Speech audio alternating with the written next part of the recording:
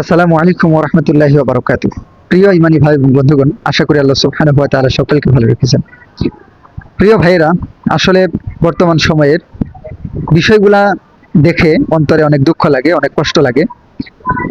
আসলে মনে হয় যে মহান মালিক আমাদেরকে যে উদ্দেশ্যে দুনিয়াতে প্রেরণ করেছেন, যে উদ্দেশ্যে মহান মালিক আমাদেরকে দিন দিয়েছেন, আমরা সেই উদ্দেশ্য থেকে অনেক দূরে চলে যাইতেছি। এই যে একটা বিশ্বকাপের সময় চলতেছে, আমরা দেখতে পাইতেছি বিশাল একটা উন্মাদনা। বিশেষ করে আমাদের মুসলমানদের সন্তান, তাদের যে উন্মাদনাটা লক্ষ্য করা যাচ্ছে, এই উন্মাদনা দেখে ইসলামের সাথে তাদের চরিত্র মিলানো বড় মুশকিল হয়ে যায়। মানে এই চরিত্র, এই অবস্থাটা ইসলামের সাথে মিলতে পারে না, এটা ইসলামের চরিত্র না। কারণ একজন মুসলমানের জিন্দেগি, মুসলমানের চালচলন, মুসলমানের কথাবার্তা, মুসলমানের উঠা বসা সবকিছু দিনের সাথে চলবে। দিন কেন্দ্রিক, ইসলাম কেন্দ্রিক, আল্লাহ কেন্দ্রিক, আমাদের মহান নবী সাল্লাল্লাহু আলাইহি ওয়াসাল্লাম কেন্দ্রিক, সুন্নাহ কেন্দ্রিক, ঈমান কেন্দ্রিক, আকীদা কেন্দ্রিক হবে একজন মুসলমানের জিন্দেগি।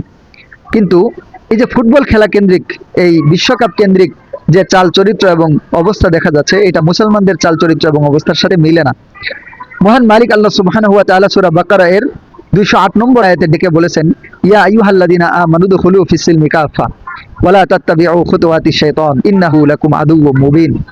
হে দুনিয়ার ঈমানদারেরা, শোনো, তোমরা ইসলামের মধ্যে পরিপূর্ণভাবে প্রবেশ করো, তোমরা শয়তানের পদাঙ্ক অনুসরণ করিও না, সে তোমাদের প্রকাশ্য শত্রু।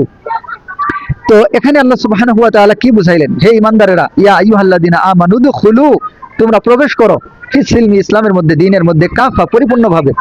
তার মানে একজন মুসলমানের জীবনের উঠা বসা, চাল চলন, চিন্তা ফিকির সবকিছু দিন কেন্দ্রিক হবে। দিনের বাইরে একজন মুসলমানের চিন্তা ভাবনা কেন্দ্র এবং কোনো কিছুই হবে না। মহান মালিক বললেন, এবং তোমরা শয়তানের অনুসরণ করিও না, সে তোমাদের প্রকাশ্য শত্রু। এবং আল্লাহ সুবহানাহু ওয়া তাআলা আরো বলেছেন সূরা আনআমের 162 নম্বর আয়াতে, কুল ইন্না সালাতি ওয়া নুসুকি ওয়া মাহইয়ায়া ওয়া মামাতি লিল্লাহি রাব্বিল আলামিন। হে নবী, আপনি আপনার উম্মতদেরকে বলে দেন যে নিশ্চয় আমার নামাজ, আমার কুরবানি, আমার হায়াত, আমার মৌত, আমার জীবিত থাকা, আমার মৃত্যু হওয়া সবকিছু লিল্লাহি রাব্বিল আলামিন, একমাত্র মহান আল্লাহ সুবহানাহু ওয়া তাআলার জন্যই হবে। এরকম ভাবে আমরা যদি আরো দেখি, সূরা মুমিনুন এর 3 নম্বর আয়াত, আল্লাহ সুবহানাহু ওয়া তাআলা এই অংশের মধ্যে বলেছেন, ওয়াল্লাযীনা হুম আনিল লাগবি মুরিদুন। ওই সমস্ত ব্যক্তি যারা ঈমানদার, তারা এই অনর্থক কার্যক্রম থেকে বেঁচে থাকবে। তো এই যে বিশ্বকাপ কেন্দ্রিক যে একটা সাপোর্ট করা, পতাকা টানানো, তারপরে একে অপরের সাথে সংঘর্ষ করা, বিশাল বিশাল পতাকা বানানো, তারপরে এই কেন্দ্রিক শোডাউন করা, তারপরে নাচানাচির আয়োজন করা, ছেলে মেয়ে একসাথে নাচানাচি করা, বক্সবাজি, অশ্লীলতা করা, এগুলা ইসলামের সাথে কোনোভাবেই মিলে না। এগুলা অনর্থক, নাজায়েজ, হারাম, অনেক কিছু এর সাথে মিশ্রিত আছে। এবং আমরা যদি দেখি, তিরমিজি 2317 নম্বর একটা হাদিস বর্ণিত হয়েছে। হযরত আবু হুরায়রা রাদিয়াল্লাহু তাআলা আনহু হাদিসটা বর্ণনা করেছেন, ক্বালা রাসূলুল্লাহ সাল্লাল্লাহু আলাইহি ওয়াসাল্লাম, মিন হুসনিল ইসলামিল মারই তারকুহু মা লা ইয়ানিহি। হে আমার উম্মতেরা, শোনো, একজন মুসলমান এর জীবনের একটা বড় বিষয় হচ্ছে যে সেই মুসলমান এর জীবনের সৌন্দর্য হচ্ছে সে অনর্থক কাজ থেকে বেঁচে থাকবে। তো এই বিশ্বকাপ কেন্দ্রিক যে কার্যক্রমগুলো হইতেছে, এগুলা নিঃসন্দেহে অনর্থক এবং অনেক কাজ নাজায়েজ, অনেক কাজ হারাম, অনেক কাজ আছে ঈমান ভেঙে যাওয়ার মতো অবস্থা।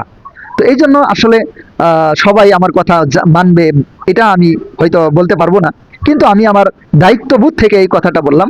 হে আমার ঈমানদার ভাইরা, যারা নিজেদেরকে মুসলিম বলে দাবি করেন, এই সমস্ত অনর্থক কাজ বাদ দিয়ে মহান মালিকের ইবাদতের দিকে অগ্রসর হওয়া, মহান মালিকের দিনের দিকে চলে আসা, এটাই আমাদের জন্য উচিত, এটাই আমাদের জন্য কাম্য।